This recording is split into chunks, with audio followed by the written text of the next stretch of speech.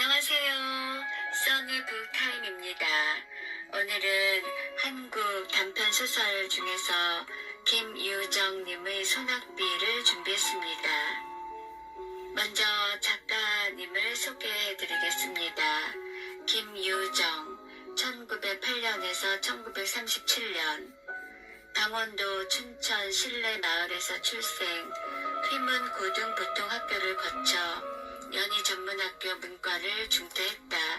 한때는 일확천금을 꿈꾸며 금광에 몰두하기도 했다. 1935년 소설 소낙비가 조선일보 신춘문예에, 노다지가 중외일보 신춘문예에 각각 당선되어 등단했다. 폐결핵으로 29세에 요절하기까지 불과 2년 동안 30여 편에 가까운 작품을 남겼다. 대표작으로 산골 나그네, 노다지, 금 따는 콩밭, 봄봄, 동백꽃, 땡볕 등이 있다. 김유정의 작품은 대부분 빈곤에 시달리던 1930년대 식민지 시대의 현실을 바탕으로 하고 있다. 주요 등장인물은 가난 속에서도 웃음을 잃지 않는 소작인 노동자, 여급 등이다. 한국 현대 작가 가운데 김유정만큼 해학적이고 토속적인 문장을 농도 있게 구사한 작가는 드물다. 김유정의 소설이 어두운 현실을 그리고 있으면서도 생기가 넘치는 것은 그의 해학적인 문체 때문이다. 하지만 농촌의 문제점을 이지적인 현실 감각으로 바라보지 않고 희화화했다는 지적을 받기도 한다. 소낙비의 주제는 식민지 농촌의 타락한 현실과 유랑농민의 애환, 농촌 사회의 현실적 모순과 도착된 성윤리 풍자입니다. 소낙비. 음산한 검은 구름이 하늘에 뭉게뭉게 모여드는 것이 금시라도 비 한 줄기 할 듯 하면서도 여전히 짓궂은 햇발은 겹겹 산속에 묻힌 외진 마을을 통째로 자실듯이 달구고 있었다. 이따금 생각나는 듯 산매에 들린 바람은 논밭간의 나무들을 뒤흔들며 미쳐 날뛰었다. 산 밖으로 농꾼들을 멀리 품앗이로 내보낸 안말의 공기는 쓸쓸하였다. 다만 맴매탄 미루나무 숲에서 거칠어 가는 농촌을 읊는 듯 매미의 애끓는 노래. 매음 매음. 춘호는 자기 집 올봄에 5원을 주고 사서 든 묵삭은 오막살이집 방문턱에 걸터 앉아서 다른 주먹으로 턱을 괴고는 봉당에서 저녁으로 때울 감자를 씻고 있는 아내를 묵묵히 노려보고 있었다. 그는 사날밤이나 눈을 안 붙이고 성화를 하는 바람에 농사의 골이 삭은 그의 얼굴은 더욱 희쓱하였다. 아내에게 다시 한번 졸라보았다. 그러나 위협하는 어조로 이봐, 그래 어떻게 돈 2원만 안 해줄 테요? 아내는 역시 대답이 없었다. 갓 잡아온 새댁 모양으로 씹는 감자나 씻을 남자 새끼들이 참 잠자코 있었다. 되나 안 되나 좌우간 이렇다 말이 없으니 춘호는 울화가 터져서 죽을 지경이었다. 그는 타곳에서 떠돌아온 몸이라 자기를 믿고 장리를 주는 사람도 없고 또는 그 알량한 집을 팔려 해도 단 2, 3원의 작자도 내닫지 않으므로 앞뒤가 꼭 막혔다마는 그래도 아내는 나이 젊고 얼굴 똑똑하겄다. 돈 2원쯤이야 어떻게라도 될 수 있겠기에 묻는 것인데 들은 채도 안 하니 썩 괘씸한 듯 싶었다. 그는 배를 튀기며 다시 한번 돈 좀 안 해줄 테요? 하고 소리를 빽 질렀다. 그러나 대꾸는 역시 없었다. 춘호는 녹이 충천하여 불현듯 문지방을 떠다밀며 벌떡 일어섰다.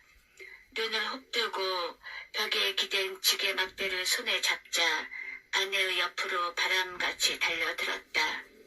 이년아, 기집 좋다는 게 뭐여?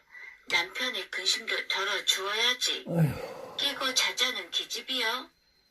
지게 막대는 아내의 연한 허리를 모질게 후렸다.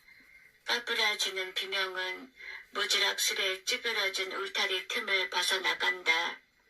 잼쳐 지게 막대는 앉은 채 고꾸라진 아내의 발 뒤축을 얼러 볼기를 내리갈겼다. 이년아, 내가 언제부터 너에게 조르는 게요? 범같이 호통을 치며 남편이 지게 막대를 공중으로 다시 올리며 모지름을 쓸 때 아내는 예쁘머니 하고 외마디를 질렀다. 연하여 몸을 뒤치자 거반 엎어질 듯이 쌀이문 밖으로 내달렸다.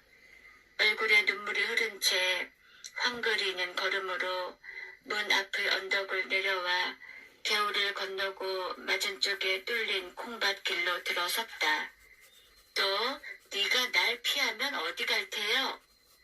발길을 막는 듯한 의미 있는 호령에 달아나던 아내는 다리가 멈칫하였다.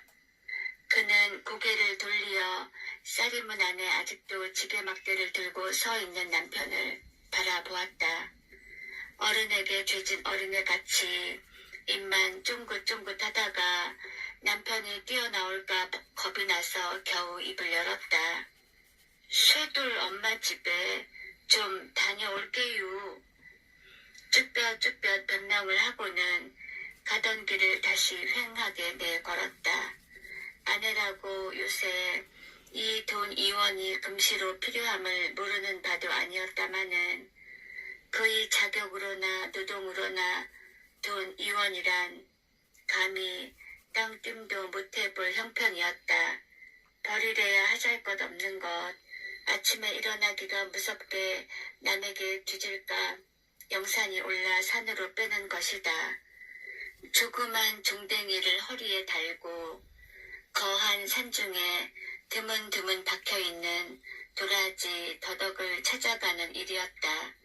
깊은 산속으로 우중충한 돌 틈바귀로 잔약한 몸으로 맨발에 집신짝을 끌며 강파른 산등을 타고 돌려면 전 먹던 힘까지 녹아내리는 듯 진땀이 머리로 발끝까지 쭉 흘러내린다.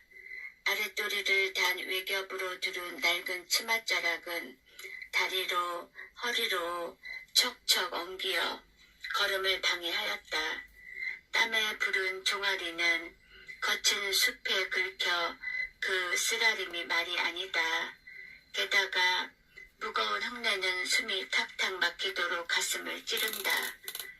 그러나 삶의 발버둥 치는 순진한 그의 머리는 아무 불평도 일지 않았다.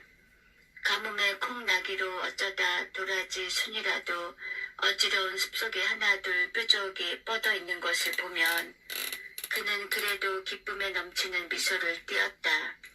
때로는 발도 기어올랐다.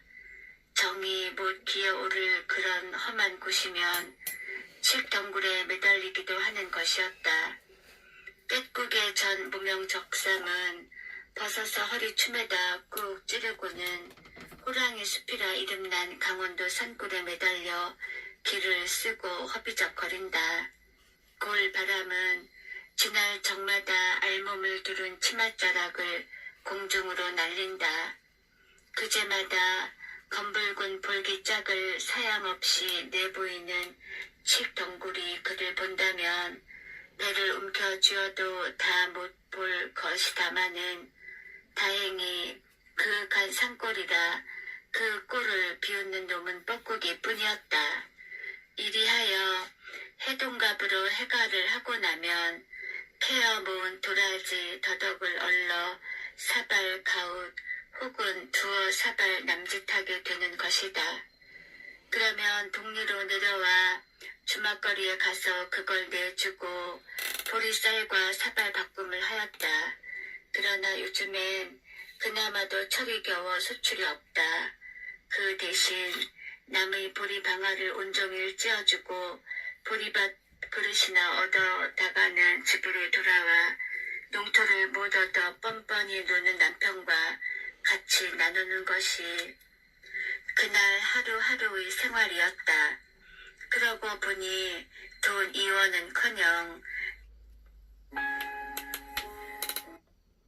서울로 올라가 아내는 안점을 재우고 자기는 노동을 하고 둘이서 다부지게 벌면 안락한 생활을 할 수가 있을 텐데 이런 산 구석에서 굶어 죽을 맛이야 없었다.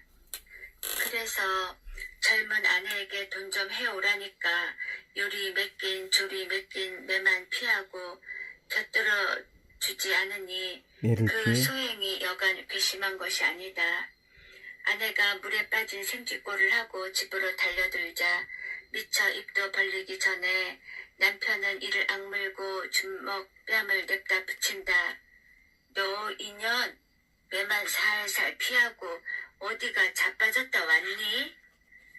볼치 한 대를 얻어맞고 아내는 오기가 질려 벙벙하였다. 권력은 가진 것들은 그래도 직성이 못 풀려 무능해서 남편이 그렇고. 다시 매를 손에 잡으려 하니 아내는 즐겁을 아이고, 하여 백성들은 저렇게 특히 남자들은 무식해서 그렇고. 입을 열었다.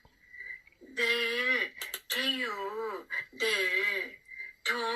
내일 돼유 하며 돈이 변통됨을 삼가 아뢰는 그의 음성은 절반이 울음이었다. 남편이 반신반의하여 눈을 찌긋하다가 내일? 하고 목청을 돋웠다. 네, 내일 된다유. 꼭 돼요? 네, 내일 된다유. 남편은 시골 물정에 능통하니 많지 난데없는 돈 2원이 어디서 어떻게 되는 것까지는 추궁에 물으려 하지 않았다. 그는 저기 안심한 얼굴로 방문 턱에 걸터 앉으며 담뱃대에 불을 그었다. 그제야 비로소 아내도 마음을 놓고 감자를 삶으러 부엌으로 들어가려 하니 남편이 곁으로 걸어오며 측은한 듯이 말리었다. 병나 방에 들어가 어여 옷이나 말리여. 감자는 내 삶을게. 먹물같이 짙은 밤이 내리었다. 비는 더욱 소리를 치며 앙상한 그들이 방벽을 앞뒤로 올린다. 천장에서 비는 새지 않으나 집 지은 지가 오래되어 방고래가 물러앉다시피 된 방이라 도배를 못한 방 바닥에는 물이 스며들어 귀축축하다. 거기다 거적 두 입만 덩그렇게 깔아놓은 것이 그들의 침소였다. 석유불은 없어 캄캄한 바로 지옥이다. 벼룩은 사방에서 마냥 스멀거린다. 그러나 등걸잠에 익달한 그들은 천연스럽게 나란히 누워 줄기차게 퍼붓는 밤비 소리를 귀담아 듣고 있었다. 가난으로 인하여 부부간의 애틋한 정을 모르고 나날이 매질로 불평과 원한 중에서 복대기던 그들도 이 밤에는 불시로 화목하였다. 단지 남의 품에 든 돈 2원을 꿈꿔 보고도 서울 언제 갈라유? 남편의 왼팔을 베고 누웠던 아내가 남편을 향하여 응석 비슷이 물어보았다. 그는 남편에게 서울의 화려한 거리며 후한 인심에 대하여 여러 번 들은 바 있어 일상 안타까운 마음으로 몽상은 하여 보았으나 실제 구경은 못하였다. 얼른 이 고생을 벗어나 살기 좋은 서울로 가고 싶은 생각이 간절하였다. 곧 가게 되겠지. 빚만 좀 없어도 갔든 하련만. 빚은 낭중 갚더라도 얼핀 값세다유. 염려 없어. 이달 안으로 꼭 가게 될 거니까. 남편은 썩 회의 승낙하였다. 따는 그는 동리에서 일컬어주는 질꾼으로 투전장의 갑옷쯤은 시루에서 콩나물 뽑듯 하는 능수였다. 내일 밤 2원을 가지고 벼락같이 노름판에 달려가서 있는 돈이랑 깡그리 모집을 올 생각을 하니 그는 은근히 기뻤다. 그리고 교묘한 자기의 손재간을 홀로 뽐내었다. 이번이 서울 처음이지? 하며 그는 서울바람 좀 한번 쐬었다고 큰 체를 하며 팔로 아내의 머리를 흔들어 보았다. 성미가 워낙 겁겁한지라 지금부터 서울 갈 준비를 착착 하고 싶었다. 그가 제일 걱정되는 것은 둠 구석에서 배운 것 없이 큰 아내를 데리고 가면 서울 사람에게 놀림도 받을 때고 거리끼는 일이 많을 듯 싶었다. 그래서 서울 가면 꼭 지켜야 할 필수 조건을 아내에게 일일이 설명치 않을 수 없었다. 첫째, 사투리에 대한 주의부터 시작되었다. 농민이 서울 사람에게 꼬라리라는 별명으로 감 잡히는 그 이유는 무엇보다도 사투리에 있을지니 사투리는 쓰지 말며 합세를 하십니까로 하대 이유를 하오로 고치되 말 끝을 들지 말지라.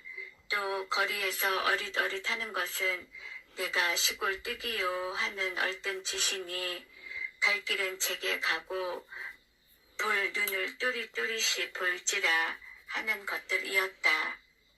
아내는 그 끔찍한 설교를 귀담아 들으며 목이 소리로 네네를 하였다.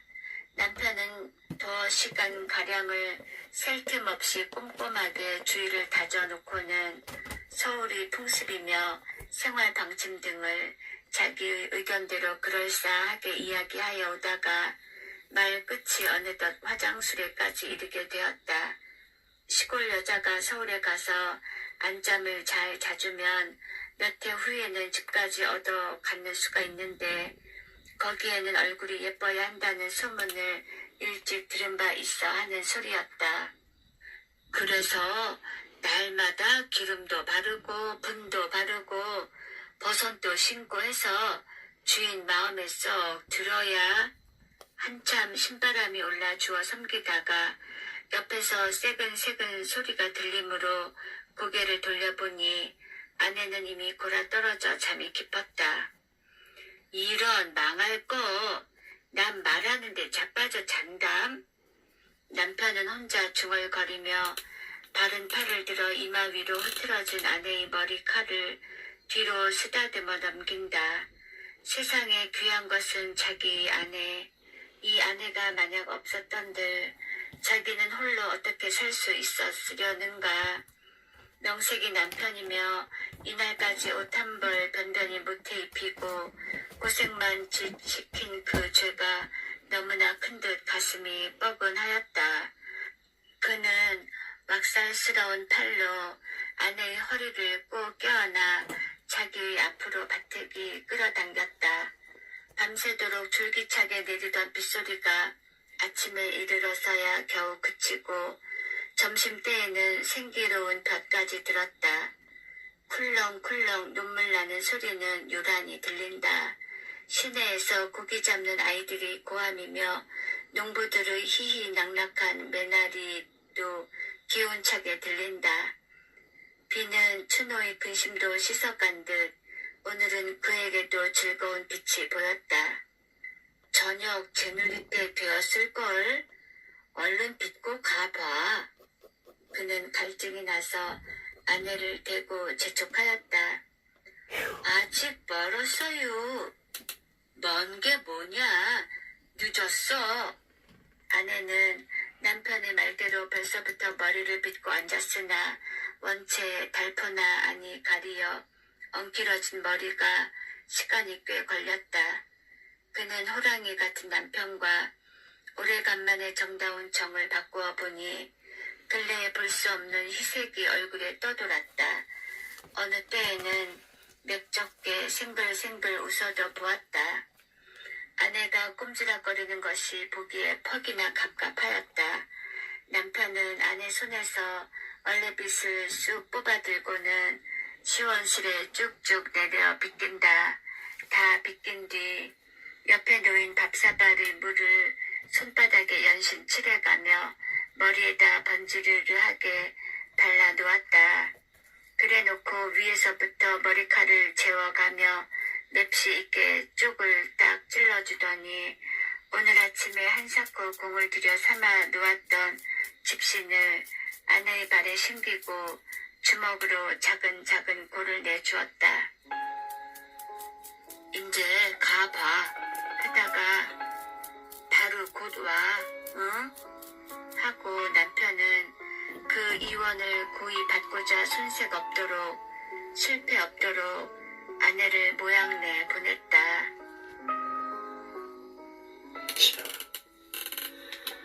조선시대도 그렇고 일제강점기 때도 그렇고 김유정님의 단편 소설 소낙비였습니다. 지금은 또 콜골한테 미친놈이 하나가 나라를 망치고 있으니 참. 물질과 정신 뗄래야 뗄 수 없는 관계죠. 나도 사내는 물질이 넉넉할 때는 마음도 넉넉해지고 정신의 풍요로움, 아름다움, 가치 이런 것들을 따질 수가 있지만 물질이 너무나 곤궁하고 궁핍할 때에 우리 인간이 과연 어느 정도 그것에 매몰되지 않고 진실한 가치와 진실한 사랑과 마음의 여유를 간직할 수 있을지 참 어려운 일. 아유 그렇다고 자기 마누라를 일제치하에서 아이고. 우리 조상님들 많이 이렇게 힘들게 살았던 거를 생각하면 속상합니다.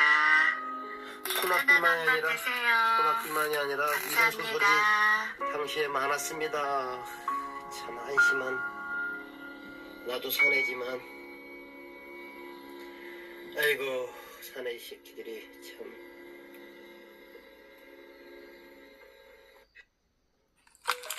한번 청승을 떨어볼까요?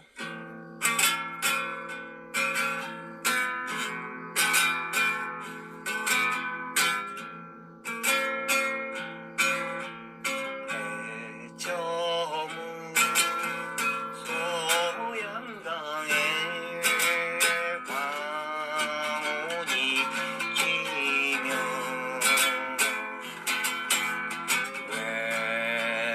외로운 갈대밭에 슬 피우는 두견새야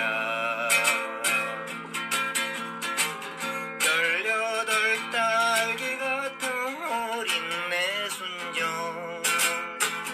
너마저 몰라주면 나는 어쩌나 그리워서 애만 태우는 소양강 처녀 한 푼 줍시오.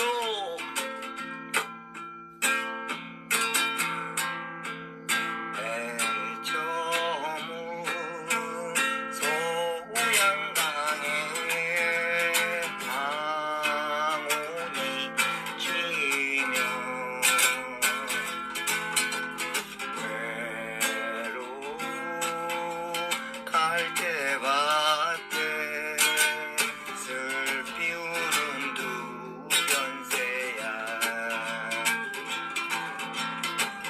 18딸기 같은 어린 내 순정 너마저 몰라주면 나는 어쩌나 그리워서 애만 태우는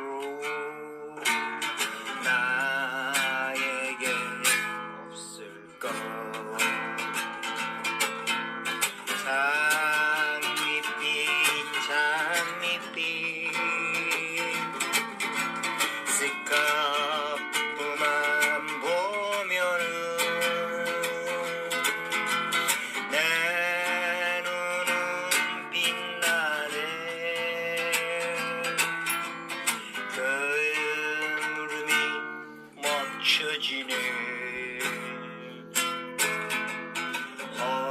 허전한 이 마음을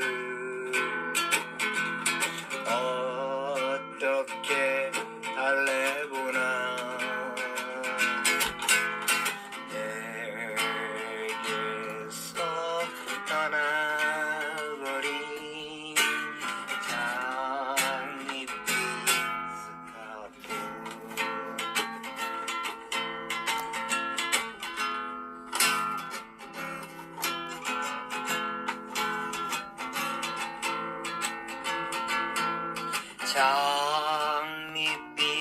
장밋빛 스카프를 보면은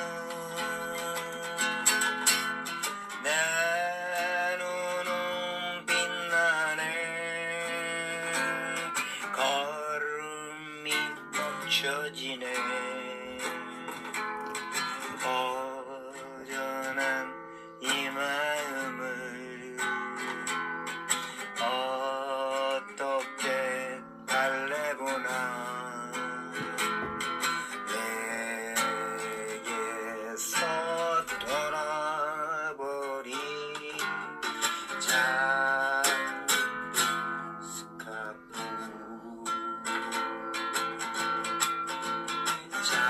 장밋빛 스카프.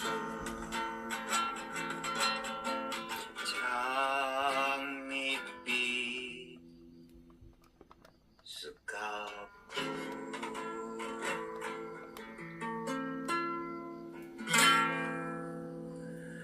신나 안 되네. 노래가 잘 안 되구나.